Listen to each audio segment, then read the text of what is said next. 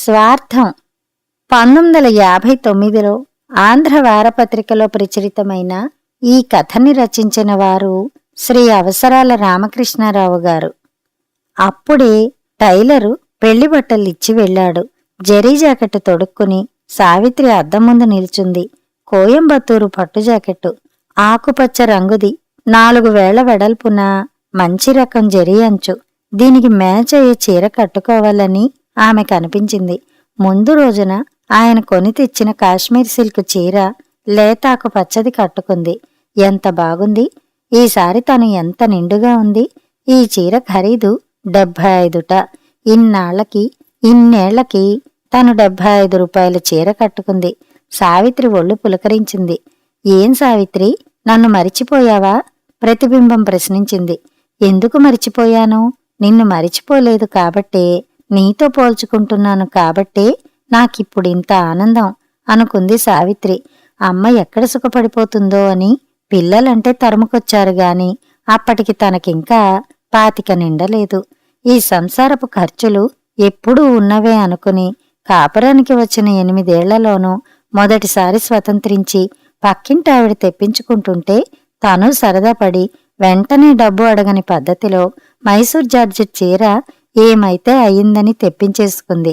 సరి, ఆ డబ్బు తీర్చడం కోసం ఎన్ని పాట్లు పడిందో.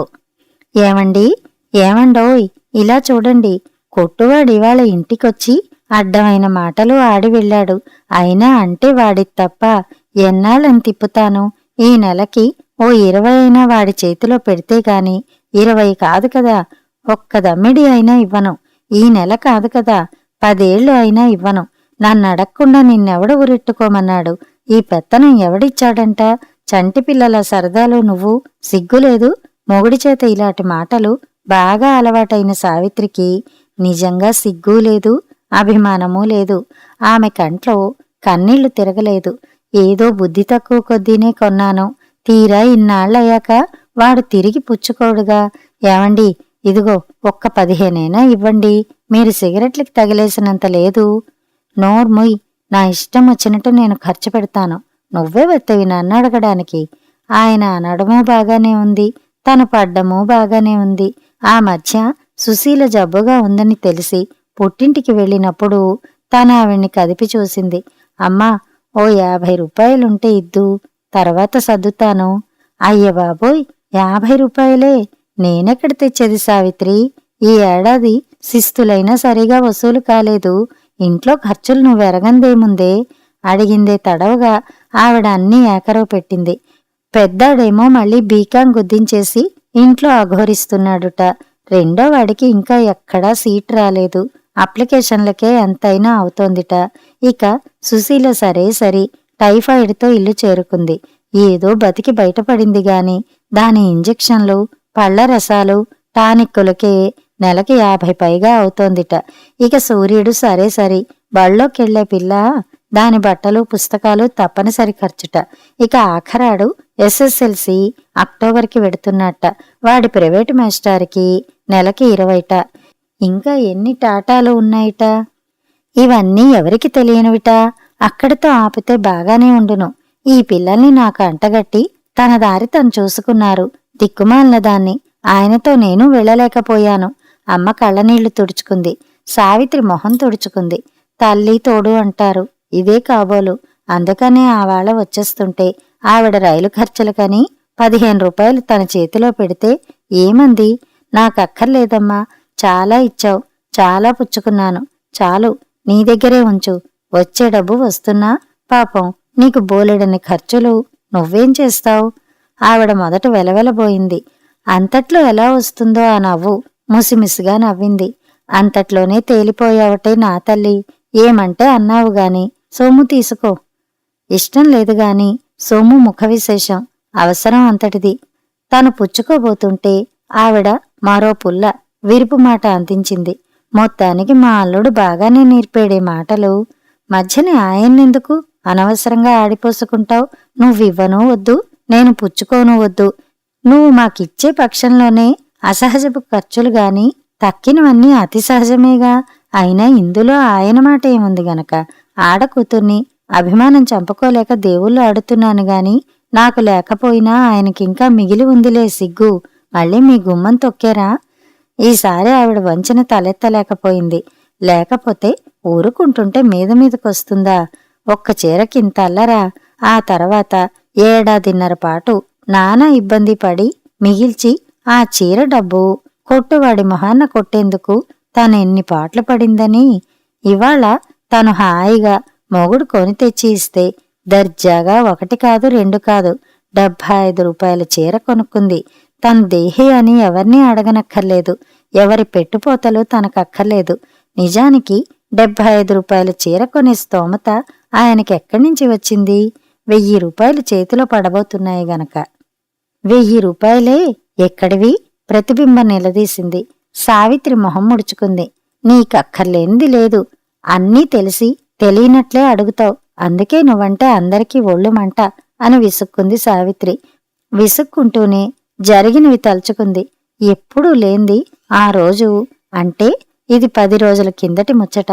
ఆయన చాలా హుషారుగా ఉన్నారు. పిల్లలకి పీచుమిఠాయి కొని తెచ్చి పెట్టారు. తనకేమో ఇష్టమని మల్లెపువ్వులు తెచ్చి ఇచ్చారు. పిల్లలు భోంచేసి పడుకోగా పెద్దది ఎంగిళ్ళు తీస్తుండగా దాన్ని డాబా మీదకి రమ్మన్నారు. మీ సూర్యుడికి మంచి సంబంధం కుదిర్చాను. ఎవరి గుణాలు వారికి ఉండుగాక. సావిత్రి మాత్రం చాలా సంతోషించింది. ఎంత మంచి కబురు చెప్పారండి. పాపం ఒక్కర్తి నానా కష్టాలు పడుతోంది. ఈ మధ్య దాని పెళ్లి అవదేమో అని మా అమ్మ మంచం కూడా ఎక్కింది. వయస్సొచ్చినా మా తమ్ముళ్ల వల్ల ఎటువంటి సాయమూ లేకపోయే. ఇంతకీ ఎవరు? ఎక్కడ? ఏమిటి? ఎక్కడో కాదు, ఈ ఊళ్ళోనే ఉన్నారు. అబ్బాయి ఎంఎస్సి చదువుతున్నాడు. బావుంటాడు కూడా. తండ్రి లేడుగాని తల్లి సుబ్బమ్మగారని ఉంది. ఒక్కడే కొడుకు. బోలెడంత ఆస్తి, స్వంత ఇల్లు, మామిడి తోట. పోన్లెండి, బాగుంది. కట్నం ఎంత?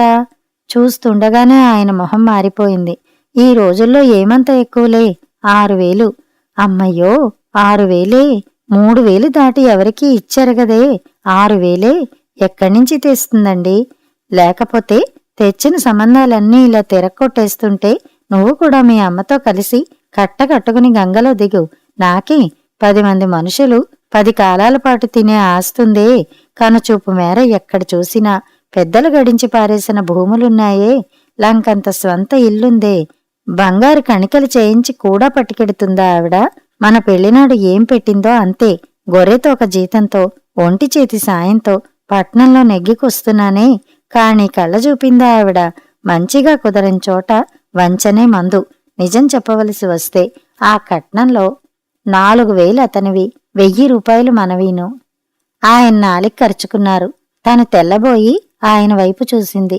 అదే లోపాయికారి ఏర్పాటు, అంతే. సావిత్రి గుండె దడదడ కొట్టుకుంది. ఆమె పెదవులు వణికాయి. ఆమెలో ప్రతి అణువు వద్దు వద్దు అని అరిచాయి. మనకొద్దు, ఇలాంటి కక్కుర్తి పనులు మనకెంతమాత్రం వద్దు. వద్దొద్దు, దీనికి నేనెంతమాత్రం ఒప్పుకోను.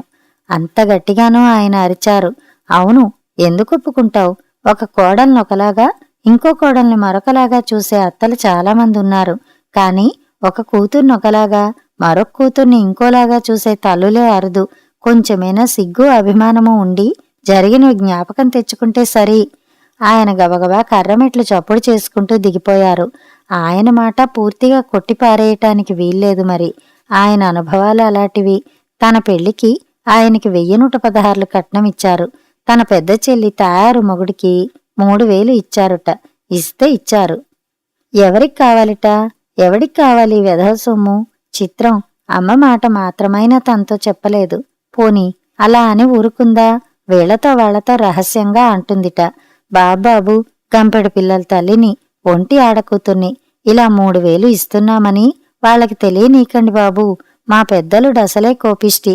ఆయనతో 1116లనే చెప్పండి. ఆవిడ అతి గడుస్తనంగాని ఇలాంటివి దాగమంటే మాత్రం దాగుతాయా? ఇంకా ఒక అడుగు అవతలే ఉంది. ఆ వెయ్యాలారు కష్టం సుఖం చెప్పుకోవలసిన వాళ్ళు ఇంటికి పెద్దలుడు పెద్ద కూతురు పరాయి వాళ్ళు అయిపోయారా? ఆయనకు ఒళ్ళు మండిందంటే మండదు. ఎందరెన్ని చెప్పినా వినకుండా, పెళ్లికైనా ఉండకుండా లేచి చక్కా పోయారు. ఇంకా అంతో ఇంతో మంచివారు కాబట్టే తన్నైనా ఉంచారు. అదీ గ్రహించిన వారు లేరు. రెండో చెల్లి సుశీల పెళ్లికి రాను మొర్రో అని ఆయన భీష్మించు కూర్చుంటే పెద్ద తమ్ముడు వచ్చి బతిమాలి తీసుకెళ్లాడు. అయితే అంత భేదబుద్ధి అయితే మనసులు విరిగిపోయాయంటే విరిగిపోవు. తాయారు మొగుడికేమో 4 వేళ్ల వెడల్పు జరీ అంచుపంచి పెడితే ఈయనకేమో 3 వేళ్ల వెడల్పుది పెడుతుందా ఏమీ అని అడిగితే, అయ్యయ్యో ఎంత పొరపాటు జరిగింది, గుడ్డిదాన్ని, సరిగ్గా చూసుకోలేదు తల్లి, కొట్టువాడు ఓదానికొకటి ఇచ్చాడు కాబోలు, మళ్ళీ మరో పంచె వెంటనే తెప్పించి ఇస్తాగా అని నలుగురికి వినపడేలా రాగాలు మొదలెడుతుందా. తనకే కారం రాసినట్లయిందే. ఆయనకి ఒళ్ళు మండిందంటే మండదు. అక్కర్లేదండి, చేసిన అవమానం చాలు. అయినా మీ తప్పేముంది? ఆయనేమో డాక్టరు, 2 చేతులా సంపాదిస్తున్నాడు. నేనా బతకలేని బడిపంతుల్ని. ఎవరి తాహతకి తగినట్టు వారికి పెట్టారు. మీ తప్పేముంది? అంతే. ఇలా 3 ముళ్ళు పడ్డాయో లేదో తన కుటుంబం రైలెక్కారు. అంత సులువుగా మర్చిపోయే అనుభవాలా ఇవి? వాళ్లంతా ఉన్నవాళ్లు, తను లేంది. అందుకే అమ్మ వాళ్లకే పెడుతుంది. తల్లెవని తండ్రెవని. ఇది బొత్తిగా అన్యాయం. అన్యాయానికి అన్యాయం చేయడమే న్యాయం. ఇంతకీ ఇదెవరి సొమ్ము గనక తన తల్లి సొమ్ము తను తింటే తప్ప? లేదు లేదు, తప్పులేదు అనుకుంది సావిత్రి. 5,000లో 1,000 తనవి. అయినా అనుకోవడంలో ఉందిగాని ఆవిడ నిజంగా 5,000 కట్నం ఇవ్వలేదా ఏమిటి? 5,000ఏం కర్మ, 10,000అయినా గుమ్మరించగలదు. అంగీకరించడానికి సిద్ధమయ్యే సమయంలో సావిత్రి మనసులో ఒక సందేహం విద్యుత్తులా ప్రవహించింది. నిలువెల్లా పీడించింది. అన్నీ బాగున్న సంబంధం. మగ పెళ్లివారు, పెళ్లికొడుకు తల్లి ఈయన్ని బతిమాలుకుని ఈయనకి లోపాయికారీగా 1,000 రూపాయల లంచం ఇచ్చుకోవలసిన అవసరం ఏమొచ్చింది? పెళ్లికొడుకేదైనా లోపం ఉందా? ఆయన మళ్లీ డాబా మీదకి రాగానే అడిగేసింది. చెప్పేదాకా ఊరుకోలేదు. ఆ అబ్బాయికే కడిగిన ముత్యం. ఏ విధాన్ని చూసినా లోటు లేదు. అయితే ఆ సుబ్బమ్మగారు బాగా గయ్యాళిదని గంజాం అంతా ప్రసిద్ధట. వాళ్ళీ మధ్య మన వైపు వచ్చేశారు. ఆస్తంతా ఆవిడ పేరే ఉందిట. ఎవరి పేరున ఉంటే మనకే, కొడుక్కి పెట్టక ఏం చేసుకుంటుంది? కాస్త మంచి మాట ఆడితే ఇట్టే లొంగ తీసుకోవచ్చు. ఇంతకీ కోడల్ని అన్నే అత్తగారెక్కడుంటుంది గనక? ఏం అలా చూస్తావ్? మీ సూర్యుడు ఏమీ కష్టపడిపోదులే. అసలంతా స్థిరపడిపోయింది కూడాను. ఆవిడ మన పిల్లని ఎక్కడో చూసిందట, చాలా నచ్చిందట. ఎలాగైనా దీన్నే చేసుకుందామని పట్టుపట్టి నన్ను కబురంపించి అడిగింది. నేనేం చెప్పినా, ఎంత చెప్పినా ఒప్పుకునేలా ఉంది. అయినా నేను తొందరపడ్డానా? ఊహూ, ఒక్క 1,000 మనదనుకున్నాను. అంతే. ఇది నాకు ఆవిడికి తప్ప ఆవిడ కొడుక్కేనా తెలీదు.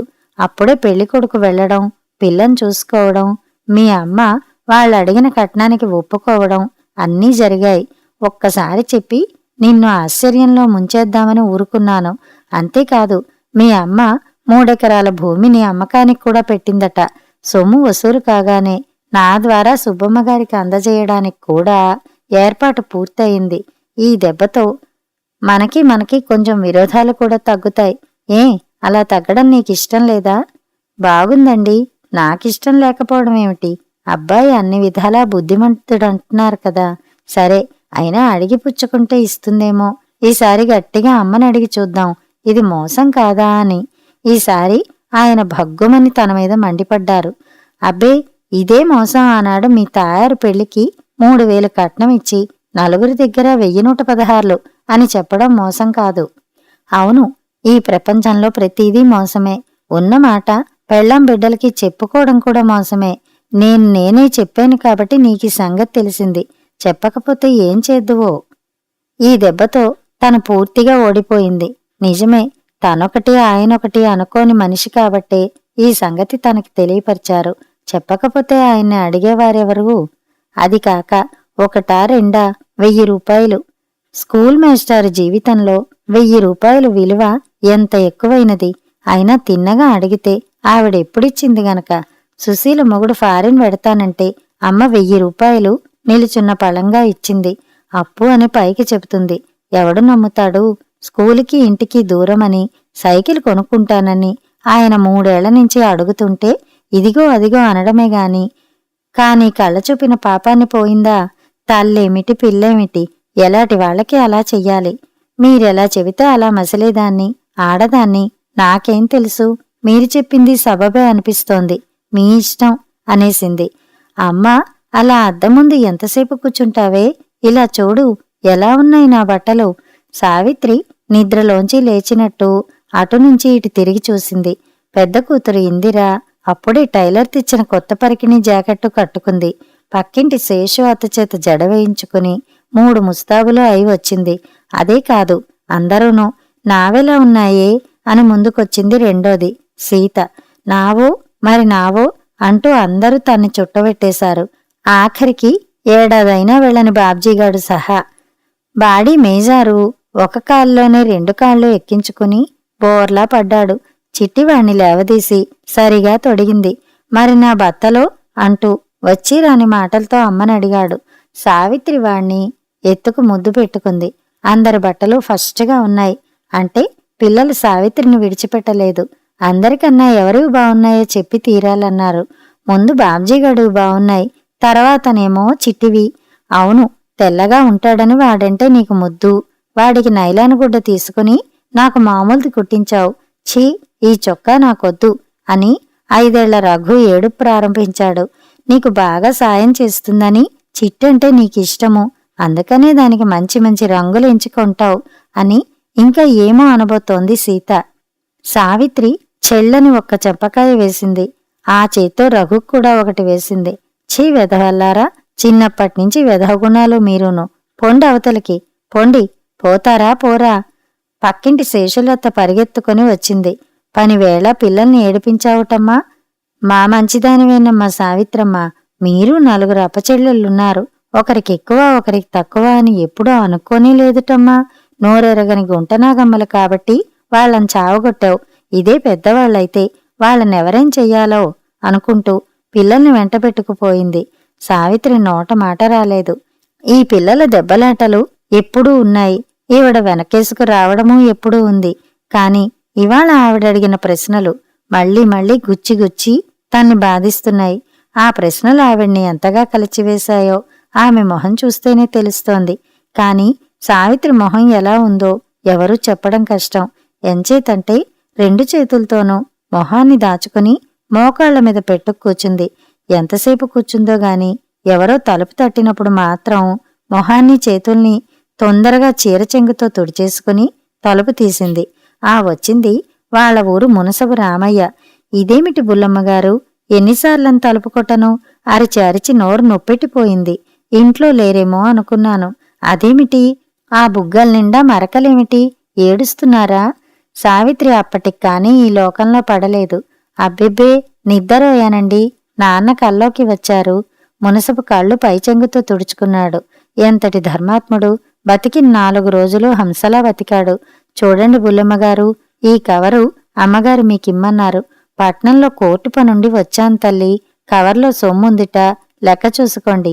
మళ్ళీ వస్తా, వేళైపోతోంది. భోజనానికి ఇక్కడికే రావాలి సుమండి అని సావిత్రి అనేలోగానే ఆయన దాటేశాడు. హడావిడి మనిషి. సావిత్రి గబగబా కవరు విప్పింది. 10 100 నోట్లు, ఒక ఉత్తరమును. ఉత్తరం సారాంశం ఇదే: ఇంటికి పెద్దమ్మాయివి, కాని నీకెప్పుడూ సంతుష్టిగా పెట్టే అవకాశం నాకు కలగలేదు. ఇందులో 1000 రూపాయలు పంపుతున్నాను. పెళ్లికి బట్టలు అవి కుట్టించుకోండి. పెద్దదాన్ని అయిపోయాను. మీ ఇద్దరూ నా పొరపాట్లు మన్నించి ఈ సొమ్ము తప్పకుండా తీసుకోమని నా కోరిక. ఇంకా ఇంకా బతుకుతానని, మగపిల్లల పెళ్లిళ్లు కళ్ళ చూస్తానని నాకేం నమ్మకం లేదు. ఈ పెళ్లి నేను చేసే ఆఖరి పెళ్లి అనుకుంటున్నాను. ఆడపిల్లల పెళ్లిళ్లనైనా చేశాననే తృప్తితో నా బరువు చాలా వరకు తీరుతుంది. ఈ పెళ్లి మీ ఆయనే కుదర్చడం మా అదృష్టం. మిగిలిన భూమి పూర్తిగా అమ్మేస్తే 10,000 పైగా వచ్చాయి. అప్పులు తీర్చేయగా 8,000 మిగిలాయి. ఈ పెళ్లికి ఎలా లేదన్నా 7,000 అవుతాయి కదా. ఇక మిగిలిన 1,000 మీకు. మగపిల్లలకింక ఇల్లు మిగిలింది. రెక్కల మీద బతుకులే. వాళ్ళకిది చాలు. మీ ఇద్దరూ 10 రోజుల ముందుగా ఇక్కడికి వచ్చి ఉండాలని నా ప్రార్థన. ఇవేనా కనుచూపు మేర భూములు? ఇందుకేనా ఇవన్నీ తెలిసిన తనేనా తల్లిని అన్నాళ్లు సాధించింది? ఇందుకోసమేనా తను మొగుడితో కలిసి 1000 రూపాయలు పబ్లిక్గా కమిషన్ కొడుతున్నది? ప్రభు, పతనమయ్యే ఆఖరి క్షణంలోనైనా కళ్ళు తెరిపించావు. సావిత్రి చేతులెత్తి నమస్కరించింది. కేవలం పశ్చాత్తాపం వల్ల పాపం పరిష్కృతమవుతుందని ఆమెకేం నమ్మకం లేదు. దీనికి ప్రతికృతి చెయ్యాలి, ప్రశాంతి పొందాలి. ఏమిటది? ఎలా ఈ మోసాన్ని ఆపడం? ఆయన అప్పుడే వెళ్ళనే వెళ్ళారు. పై ఊళ్ళో పని చూసుకుని రేపక్కడికి చేరుకుంటున్నారు. ఆ పాపపు సొమ్ము తెస్తున్నారు. బలహీనుడైన బీదవాడు అసూయతో చేసే అమానుషమైన పని ఆయన చేస్తున్నారు. ఆ సొమ్ము తనకి వద్దు, తన పిల్లలకి వద్దు. ఆ సొమ్ములో ఒక్క దమ్మిడి ముట్టుకున్నా తాం భగ్గును మండిపోతారు. తనకి 3 ఆడపిల్లలున్నారు. వాళ్ళకి పెళ్ళిళ్ళు కావాలి. వద్దు, ఆ డబ్బు ఎంతమాత్రం తనకొద్దు. 5 పిల్లలతో బడిపంతులు పనిచేస్తున్న భర్తతో ప్రతి వస్తువు ధర ఆకాశాన్నంటే పట్నంలో 15 ఏళ్లై తను గుట్టుగా కాపరం చేస్తోంది. తను పెట్టే చిచ్చు ఎలాంటిదో తను అప్పుడప్పుడు ఎరుగును.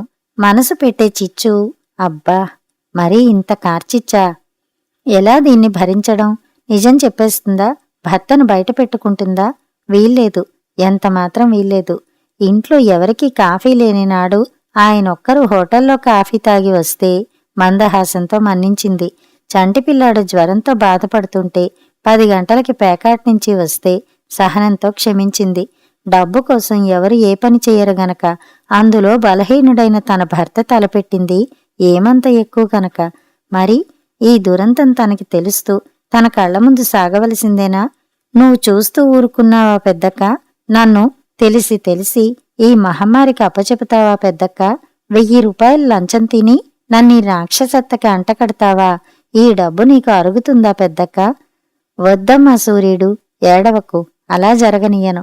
నే బతికి ఉండగా అలా జరగనివ్వను. కొద్ది గంటల్లో సావిత్రి మొహం గుర్తించలేనంతగా మారిపోయింది. తన తెలివినంతటినీ కూడగట్టుకుని ఆఖరికి తల్లికిలా రాసింది. నీ ఉత్తరం 1000 రూపాయల సొమ్ము అందినవి. తల్లిదండ్రుల్ని పిల్లలు సాధారణంగా ఎప్పుడో ఒకప్పుడు అపార్థం చేసుకుంటారు. తెలిసో తెలియకో తప్పులు చేస్తుంటారు. అలాంటి వారికి నేనేమీ అతీతురాల్ని కాదు. తల్లివి కాబట్టి నన్ను క్షమిస్తావు. అంతే నాకు చాలు. ఈ మధ్య ప్రైవేట్లు ఎక్కువగా చెప్పడం వల్ల ఆయనకి పైన మరో 100 దొరుకుతోంది. కిందటేడు ఇంగ్లీష్ ఎగ్జామినర్ రావడం చేత మరో 300 కలిసి వచ్చాయి. సొమ్ముకి ఎటువంటి ఇబ్బంది లేదు. 1000 తిరిగి పంపుతున్నానని మరోలా అనుకోకు. విలువైనది ఏమిటో నాకిన్నాళ్లకైనా తెలిసింది. అది చాలు. నువ్వు ఈ ఊరి సుబ్బమ్మగారి సంబంధం మన సూర్యుడికి కుదిర్చావని ఆయన చెప్పారు. నా మొహంగాని ఆయన కుదర్చడమేమిటి? అప్పుడే అనుకున్నాను. తిన్నగా కనుక్కుంటారా? అంతా రెడీ అయిపోయిందని విని ఆశ్చర్యపోయాను. ఆవిడ గురించి బాగా వాకపు చేశాను. ఆ సుబ్బమ్మగారు చాలా గయ్యాళి మనిషట. ఆస్తంతా ఆవిడ పేరే ఉందిట. దమ్మిడి అడగడానికి అంత వయస్సొచ్చిన కొడుక్కి హడలేట. ఎక్కడ చదువు మానిపించేస్తుందో అని చచ్చే భయమట. ఆవిడ నోటికి భయపడి సంబంధాలు కూడా రావడం లేదట. ఇలాంటి దాంతో మన సూర్యుడు ఏం వేగగలదు? ఈ సంబంధం ఎంతమాత్రం చెయ్యొద్దు. తెలియకపోతే అదో మాట. తెలిసి తెలిసి పిల్ల గొంతుకు ఎలా కోసుకుంటాం? ఎవరెన్ని చెప్పినా, ఆఖరికి మీ అల్లుడు చెప్పినా ఎంతమాత్రం లొంగకు. చెల్లా ఈ జీవితం నిష్కారణంగా నాశనమైపోతుంది. ఏ జాతకాలో పడలేదని తోసిపారేయి. నేనిలా రాశానని ఎవరికీ, ఆఖరికి ఆయనకి కూడా తెలియచెయ్యవద్దు. ఈ ఉత్తరం చదివిన వెంటనే చింపెయ్యి. ఆయన ఒట్టి బోళా మనిషి. అంతలో కోపం, అంతలో సంతోషమును. ఇది కాదంటే ఆయనకి దూరం అవుతానని ఎంతమాత్రం అనుకోవద్దు. పర్వాలేదు, నేను మరింత దగ్గరవుతాను. 5000 ఇస్తామని మనం ఇదివరకు నలుగురికి తెలిసేలా వెల్లడి చేయలేదు. చేస్తే 1,00,000 మంది వస్తారు. దాని పెళ్లి కోసం నువ్వేమీ బెంగ పెట్టుకోవద్దు. చిన్నవాళ్ళం. నీకు తెలిసినవి తెలియనివి అనేకం తప్పులు చేస్తుంటాం. మమ్మల్ని మనసారా మన్నించు. కథ సమాప్తం.